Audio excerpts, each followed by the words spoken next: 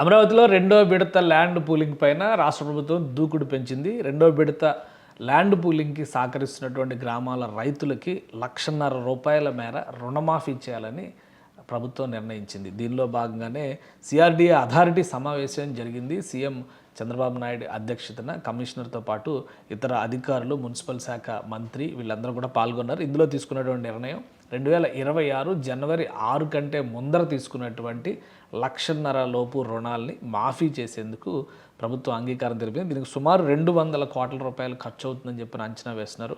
ఆ నిధులు విడుదల చేయాలని చెప్పి రాష్ట్ర ప్రభుత్వానికి సిఆర్డీఏ కమిటీ అథారిటీ సమావేశం రిక్వెస్ట్ పెడుతుంది. తర్వాత నెక్స్ట్ ప్రొసీజర్లో భాగంగా 29 గ్రామాల పరిధిలో గతంలో భూ సమీకరణలో భూములు ఇవ్వకుండా 2024 కూటమి అధికారంలోకి వచ్చిన తర్వాత భూములు ఇచ్చినా ఇవ్వబోయే రైతులకి వార్షిక కౌలును పెంచుతూ మరొక నిర్ణయం తీసుకుంది. మెట్ట రైతులకైతే 30,000 రూపాయల నుంచి 40,000 రూపాయలు పెంచుతున్నారు.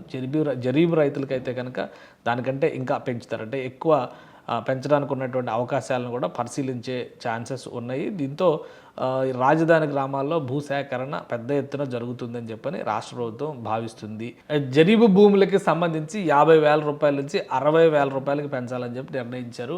2024 జూన్ 12 నుంచి ఈ నిబంధన అమలవుతుంది. భూములు ఇచ్చినప్పటి నుంచి రైతులకు 10 ఏళ్ల పాటు కౌలు చెల్లిస్తారు. సో ఈ విధంగా కొన్ని మార్పులు చేశారు. రాజధానికి సంబంధించినటువంటి ప్రణాళికలు ప్రధానంగా సీడ్ యాక్సిస్ రోడ్లో ఇబ్బందికరంగా మారినటువంటి భూ సేకరణ లేదా భూ సమీకరణ, అక్కడ సహకరించిన రైతులు కనుక ఉంటే భూ సేకరణ చేయడం ద్వారా అక్కడ దాదాపు 2-2.5 ఎకరాల భూమి వస్తే సీడ్ యాక్సిస్ రోడ్ నిర్మాణం కంప్లీట్ అవుతుంది. ఆ 2-2.5 ఎకరాల భూమి విషయంలో ఒకవేళ రైతులు ల్యాండ్ పూలింగ్కి సహకరించకపోతే ల్యాండ్ ఎక్విజిషన్కి వెళ్లాల్సిందిగా సిఆర్డీఏ అథారిటీ డిసైడ్ చేసింది.